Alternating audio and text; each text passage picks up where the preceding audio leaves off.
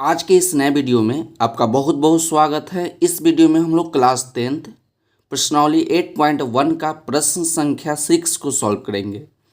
प्रश्न नंबर 6 आपका है कि यदि एंगल ए और एंगल बी नवीन कोण हो जहां कॉस ए बराबर कॉस बी, तो दिखाइए कि एंगल ए बराबर एंगल बी होगा। तो सबसे पहले हम आपको बताते हैं कि नवीन कोण क्या होता है। तो आप ध्यान से सुनिएगा। वैसा कोण जिसका मान 90 डिग्री से छोटा हो, 90 डिग्री से छोटा हो, वैसा कोण को नवीन कोण कहा जाता है। क्या आपसे बोले कि वैसा कोण जिसका मान 90 से छोटा हो, उस मान को या उस कोण को नवीन कोण कहा जाता है। उसके बाद आपको दिया है कि कॉस ए बराबर कॉस बी है, तो आपको दिखाना है कि एंगल ए बराबर होगा एंगल बी को। तो चलिए यहाँ पर हम लोग क्या किए हैं, एक समकोण त्रिभुज बना लिए हैं। क्या बना लिए हैं? एक समकोण त्रिभुज बना लिए हैं। तो समकोण त्रिभुज के मतलब समझते हैं कि एक कोण 90 डिग्री होता है। क्या आपसे बोले कि एक कोण 90 डिग्री होता है। यहाँ पर दो कोण बच गया, एक कोण यहाँ बच गया और दूसरा कोण यहाँ बच गया। आप एक और बात जानते हैं कि त्रिभुज, आप समकोण त्रिभुज बोलिए या त्रिभुज बोलिए, त्रिभुज ही ना है। तो आप जानते हैं कि त्रिभुज के तीनों कोणों का जोड़, तीनों कोणों का योग जो होता है 180 डिग्री होता है। कितना होता है? 180 डिग्री होता है। तो यहाँ पर ही जब एक कोण आपका 90 डिग्री हो गया, तो ए वाला कोण और ई वाला कोण, तो दोनों कोण का योग कितना होगा? 98 डिग्री ना होगा, क्योंकि 90 तो आपको दे दिया, तो दो गो कोण बच गया, तो दोनों कोणों का योग बोलिए 90 डिग्री होगा।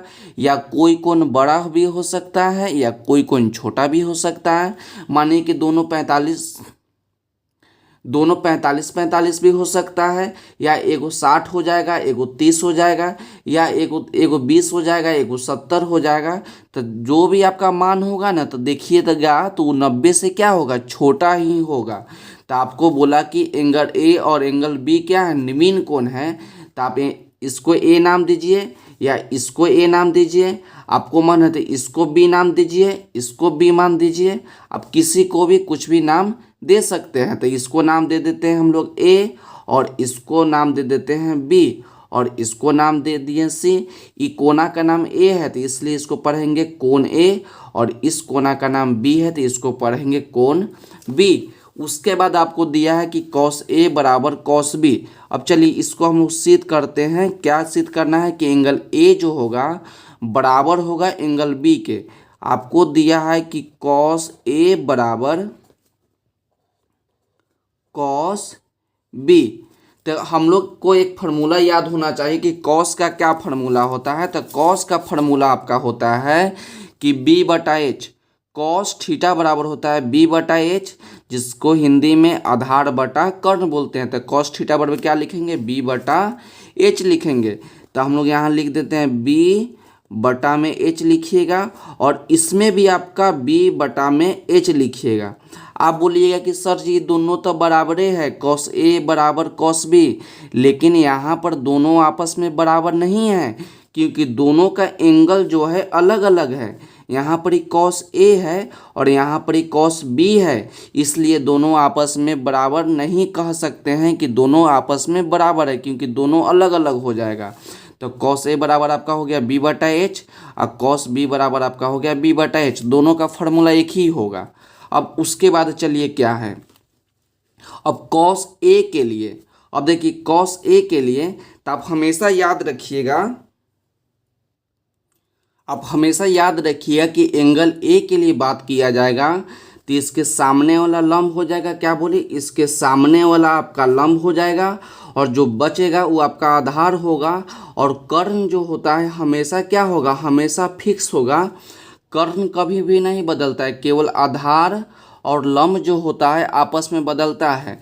तो एंगल ए के लिए बोलेगा जो भी एंगल के लिए बोलेगा उसके सामने का आपका लंब हो जाएगा और जो बचेगा वो आपका आधार हो जाएगा। तो आपको बोला कि कॉस ए, तो कॉस ए तो एंगल ए के लिए बोला तो इसके सामने का लंब और ये वाला आपका आधार हो जाएगा।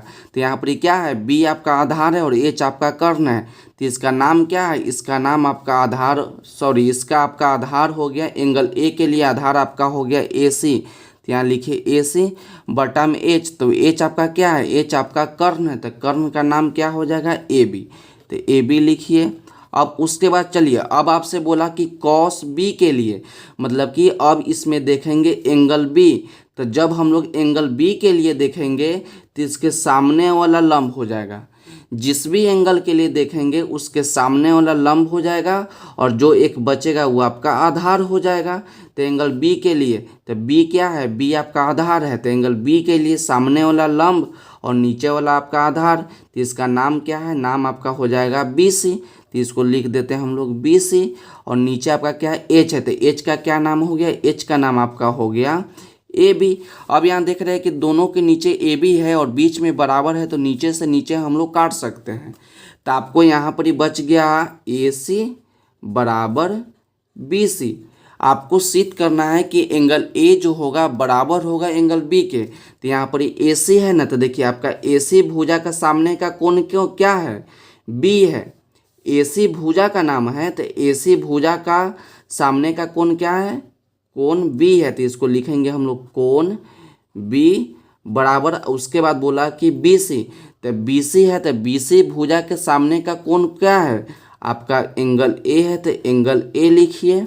एक बार फिर से देखिए, आपको बोला यहाँ पर ए सी भुजा, तो ए सी भुजा का सामने का कोण आपका ये वाला है, तो इसका नाम हो गया एंगल बी।